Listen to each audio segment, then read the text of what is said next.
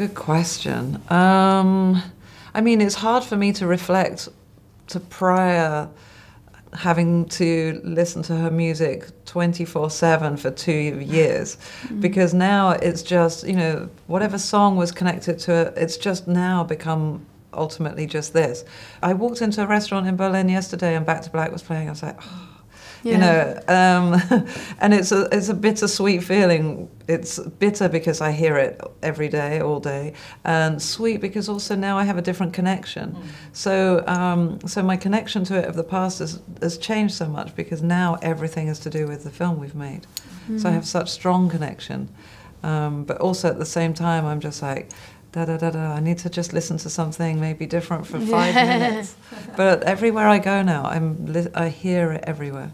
Yeah, I mean, I kind of feel the same way. I used to, I think I was sort of similar to you in that, like, I grew up listening to the music and I would sing along, but I don't, you know, I was about 15 when Amy passed away, so I don't think I fully understood what it was that I was singing. If you listen to a song like Tears Dry, for example, and you're like 13 years old, it sounds like quite a fun song, and I don't think that you have the emotional capacity at that age to fully understand what goes into writing an album like this. I think that having been a part of this film, that's the thing that the leap of my respect for Amy as an artist took, was really looking back over these songs written down, and I would write them out.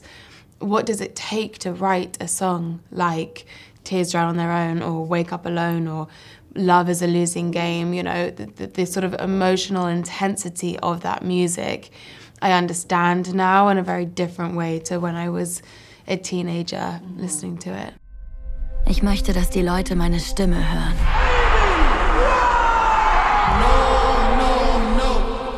Und ihre Sorgen mal für 5 Minuten vergessen. Weißt du, was Girl Power für mich bedeutet? Sarah Vaughan, Lauryn Hill. Damit eins klar ist: Ich bin kein Spice Girl. Von der Grundschule zu ausverkauften Konzerten.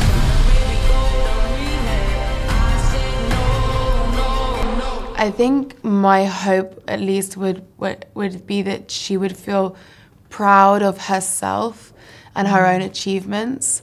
I think that there was so much shame. She was so shamed in such a public forum for so long. And I think that her sort of dignity and pride was potentially overshadowed by that shaming. And I hope that what this film would have done for her would be to, it should be a reminder for everyone that there is so much, she should have so much pride in her legacy. And like, look at what you did, you know. Yeah. That's what I would hope she felt. Ich glaube nicht, dass ich nur auf der Welt bin, um zu singen. Ich will eine Ehefrau sein.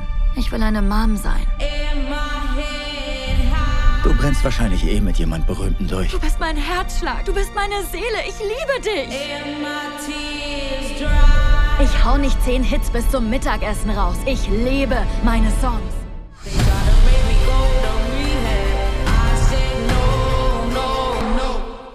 I don't see it as a biopic because it doesn't go from birth to death. It's more framed by Back to Black, which is the relationship. The album is the relationship. So I knew I was taking on the love story. And it was important for me to sort of, you know, understand that the love story is, you know, from her heart and soul. So her lyrics guide us through the movie. And yes, it's toxic, but it's also intoxifying. So I had to approach it through her eyes, in the sense that I had to make it without our judgment, in a way, and to try and just look at it through everything she wrote. We had to see her fall in love with him, so we had to have a sense of who she loved. And we had to understand that love as well. So it was a complicated dynamic to film because, you know, you had to have a sense of, you know, these are the things that are maybe wrong. You know, seeing the drug taken, seeing him, you know, arrested in prison. Or you have to see everything laid bare, but ultimately you have to understand love is love is love, whatever we think. Das ist meine Tochter, meine Amy. Ich habe jemanden kennengelernt. Bleib glücklich, Amy. Du hast eine Schwäche für die Bad Boys.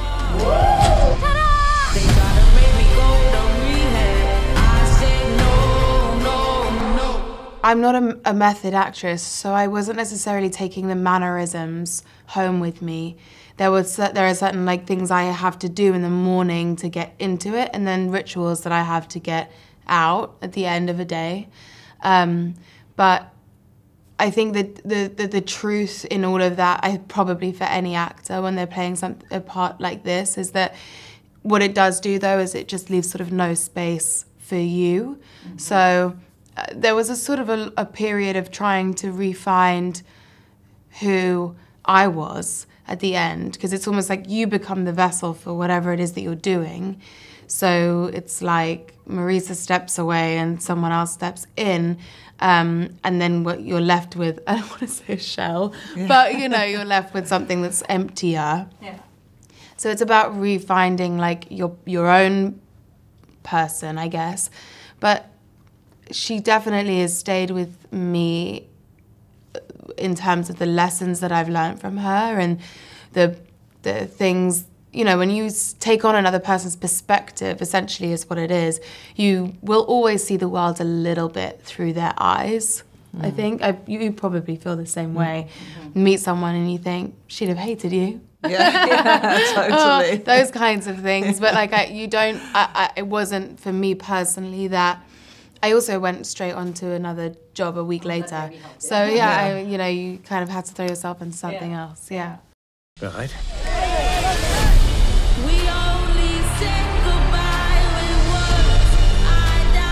Ich schreibe keine Songs, um berühmt zu sein. Ich schreibe Songs, weil ich muss etwas Schlechtes in was Gutes verwandeln.